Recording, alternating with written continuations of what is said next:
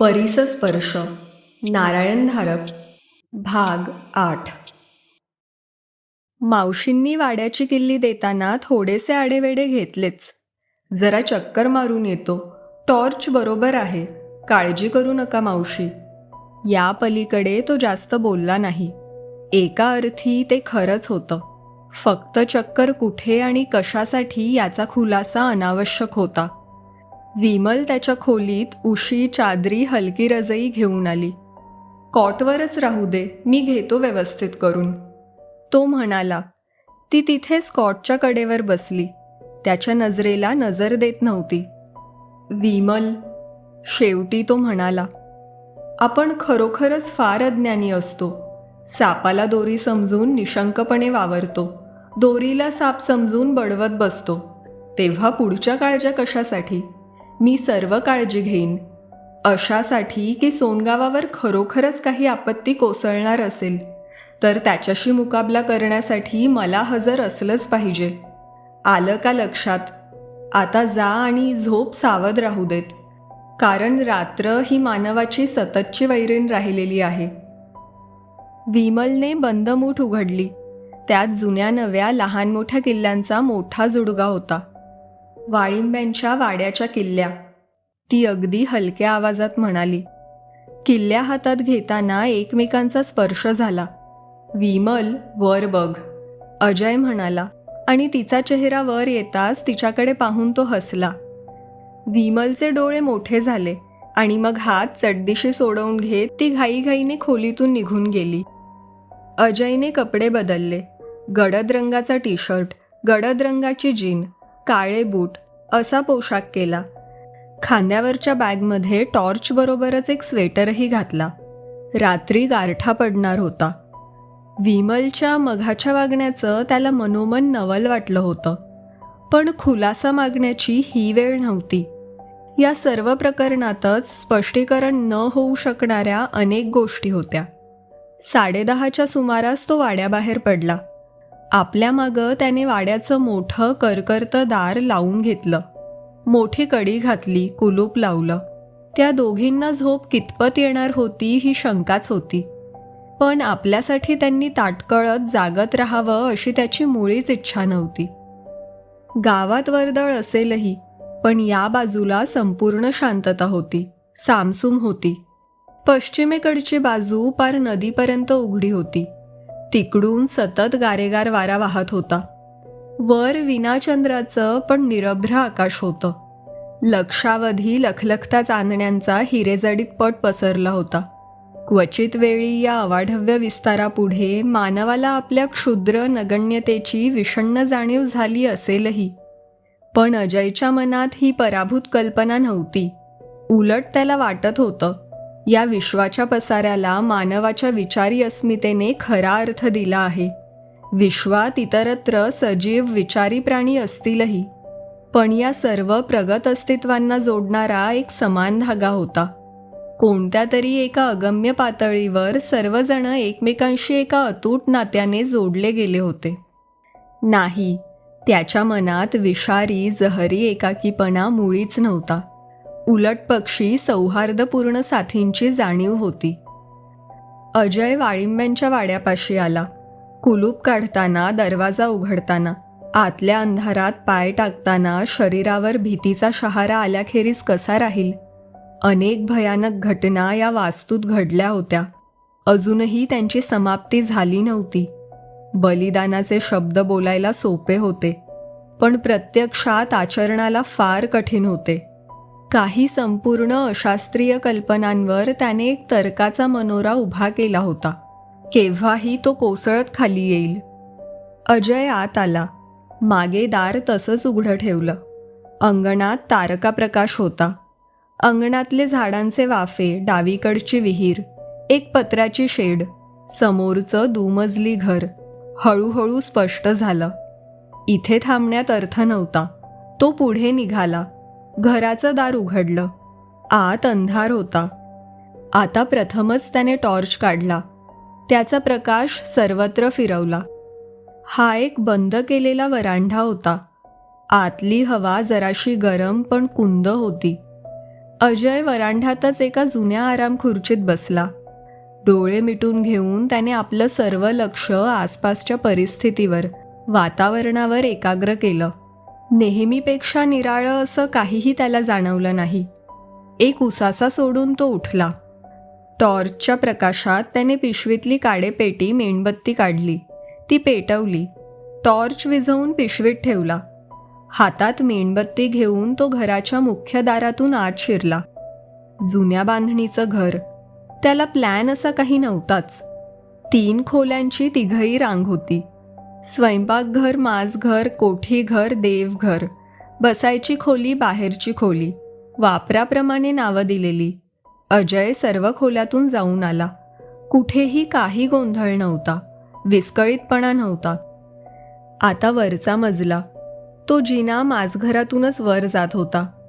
मावशींना याच जिन्यावरून वाळिंब्यांच्या अक्का दिसल्या होत्या. पायरी पायरी करत चढताना आपल्या नाडीचा वेग वाढल्याचं त्याला जाणवलं. मेणबत्तीच्या ज्योतीने डोळे दिपू नयेत म्हणून त्याने ज्योत हाताआड ठेवली. जिना चढून तो वर आला. जिना सरळ दिवाणखान्यातच उघडत होता. त्याला केवढी धाप लागली होती. हात किती कापत होता. नजर कशी भिरभिरत होती. सावकाश सावकाश समोरचा देखावा स्थिरावला. जुन्या पद्धतीने सजवलेला दिवाणखाना.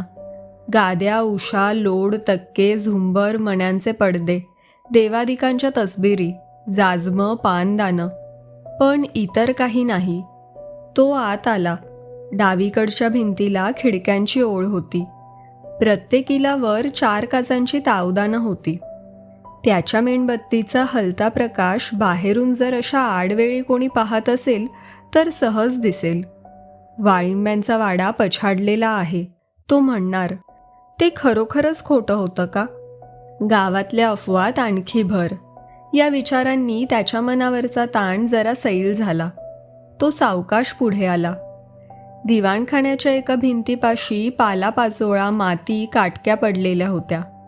शेवटच्या खिडकीतूनच वाऱ्याने आत आलेल्या असणार. आता खिडकी बंद होती. मावशींनीच बंद केली असली तर त्यांच्या सांगण्यातला तेवढा भाग तरी खरा होता. अजय स्वतःभोवती फिरला. खाली ते डेस्क होतं. डेस्कवर कुंकवाची कोयरी होती. उघडी होती, रिकामी होती. डेस्कवर आणि आसपास हळदी कुंकवाचे डाग होते. डेस्कवर लाल पिवळ्या फवाऱ्यांचं कारंजं उडालं होतं. मावशी म्हणाल्या होत्या, त्या खोटं बोलल्या नव्हत्या. त्या खोटं कशासाठी बोलतील? आणि अशी गोष्ट त्यांच्या कल्पनेत सुद्धा येणार नाही. त्याहूनही महत्त्वाचं, त्यांना भास झाला नव्हता. म्हणजे त्यांना डेस्क मागे वाळिंब्यांच्या अक्का खरोखरच दिसल्या होत्या. त्याला स्वतःला त्यांच्या खरेपणाची कधीच शंका नव्हती. पण कोणाला वस्तुनिष्ठ पुरावा हवा असला तर तो इथे होता. म्हणजे इथे कशाचा तरी वावर झाला होता. कदाचित आता ते इथे नसेल, पण एकदा येऊन गेलं होतं. आपली खूण मागे ठेवून गेलं होतं. पुन्हा एकदा त्याच्या सर्व शरीरावरून एक सरसरता काटा येऊन गेला. अर्ध्या तासानंतर तो माझघरात खाली आला होता. दुसऱ्या मजल्यावरच्या सर्व खोल्या, त्याच्यावरचा सर्व माळा पाहून झाला होता. माळ्यावरच्या अंधाऱ्या कोपऱ्यात एका पोत्याच्या वेड्यावाकड्या आकाराने जीव क्षणभर गलबलला होता. पण तेवढंच, बाकी कुठेही काही नाही. आणि माझघरात आल्यावर त्याला ते कोपऱ्यातलं बळदाचं उघडं दार दिसलं होतं. त्याची जवळजवळ खात्री होती की सुरुवातीला तो या खोलीत आला होता तेव्हा ते उघडं नव्हतं. नाहीतर ते त्याच्या नजरेतून खासच सुटलं नसतं. आता ते उघडं होतं. एक आव्हान, एक आमंत्रण. जेमतेम 1.5 बाय 1.5चं चौकोनी दार. खालच्या अंधारात जाणारं. तो त्या भुकेलेल्या काळ्या तोंडाकडे धडधडत्या काळजाने पाहत होता. आपल्या धैर्याचा कस इतक्या लवकर लागेल अशी त्याची कल्पना नव्हती. त्याने पिशवीतला टॉर्च काढला. तो शिलगावला. मेणबत्ती विझवून टाकली. पुढे होऊन त्याने टॉर्चचा प्रकाश बळदाट टाकला. बळद रिकामं होतं. एका अंगाच्या भिंतीच्या दगडांना खालच्या बाजूला ओल होती. एक अरुंद जिना भिंतीच्या कडेकडेने खाली जात होता. आता तरी काही धोक्याचं दिसत नव्हतं, पण अजय त्या चौकोनी लाकडी दाराकडे साशंक नजरेने पाहत होता. जवळ जाऊन त्याने दार उचलून पाहिलं. बाहेरून बंद करायला काही नव्हतं. निदान तो आत गेल्यावर खाली अडकून पडणार नव्हता. एक वार खांदे उडवून तो पायऱ्यांवरून सावकाश खाली गेला. बळदातली हवा तर वरच्यापेक्षाही कुंद होती, पण त्याखेरीज त्याला एक तिखट कडवट असा कसलासा दर्प जाणवत होता. जिना संपल्यावर तो भिंतीला पाठ लावून उभा राहिला. वाड्यातली शोध घेण्याची ही शेवटची जागा होती. इथे जर काही दिसलं नाही तर मग तो परत जाऊ शकत होता. किती आकर्षक विचार. त्याचा टॉर्च बळदातून फिरला. जिन्याखालच्या अंधाऱ्या कोपऱ्यात त्या बसल्या होत्या. विजेच्या जिवंत तारेला स्पर्श व्हावा तशा त्याच्या सर्व शरीरातून धक्क्याच्या लाटा गेल्या. टॉर्चला हिसका बसला. मग प्रकाश स्थिरावला. कोपऱ्यातल्या अडचणीच्या जागी मान वाकडी करून त्या बसल्या होत्या. वाकून त्याच्याकडे पाहत होत्या आणि हसत होत्या. गलेलठ्ठ शरीर, पांढरे केस, अंगावर जुन्या पद्धतीचं लुगडं आणि चेहऱ्यावर ते लाल पिवळे डाग. आणि त्या हसत होत्या. डोळे मिचकावत होत्या. दात विचकून हसत होत्या. अजयचं काळीज आधी भीतीने थिजलं होतं. मग स्वतःच्या भीतीचा त्याला विलक्षण संताप आला होता. मग त्याला या हक्कांचा संताप आला होता. आता तरी त्याला ते एकच नाव होतं, नाही का? पण क्षणभरातच त्याला या सामान्य प्रतिक्रियातला फोलपणा समजला. या सर्व प्रतिक्रिया परंपरागत होत्या, अपेक्षित होत्या. त्यात जर एखादा अनपेक्षित घटक असेल तर तो त्याला हुडकून काढायला हवा होता. मनात तर्काचा प्रवेश होताच भीतीची लाट ओसरली होती. प्रभाव कमी झाला होता. म्हटलं, खाली येतो आहेस की नाही, का वरच्यावरच परत जाणार? त्याचा मेंदू आता थंड झाला होता. या क्षणी तरी शारीरिक धोका नव्हता.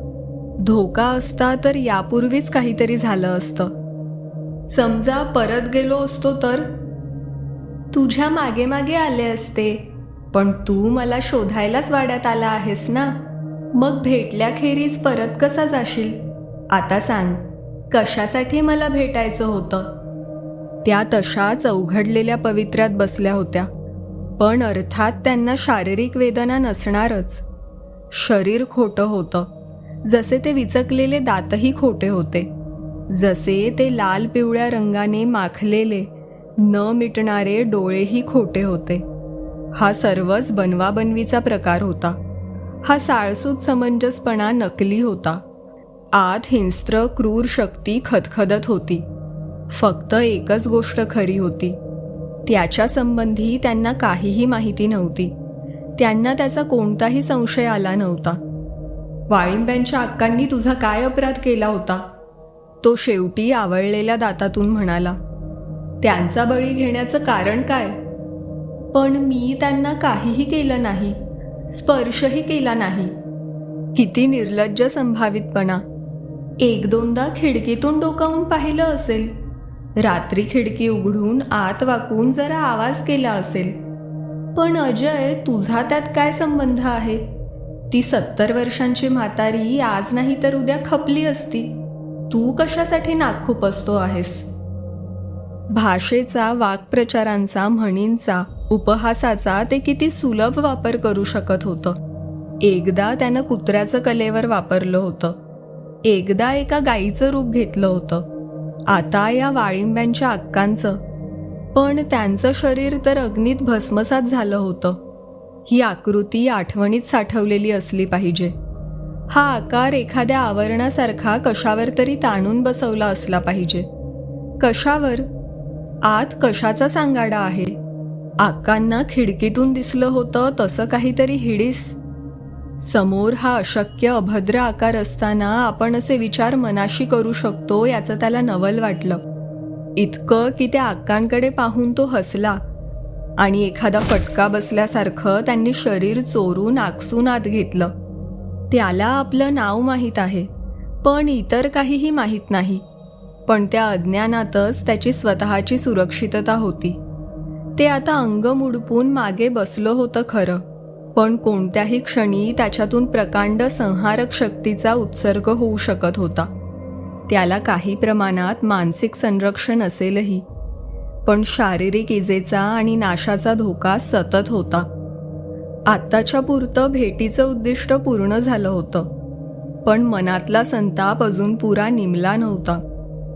कशासाठी विचारतोस? तो जरासा पुढे वाकून म्हणाला. सांगतो. सोनगावात चाललेले तुझे काही उपद्व्याप माझ्या कानावर आले आहेत. आणखीही शोध घेणार आहे.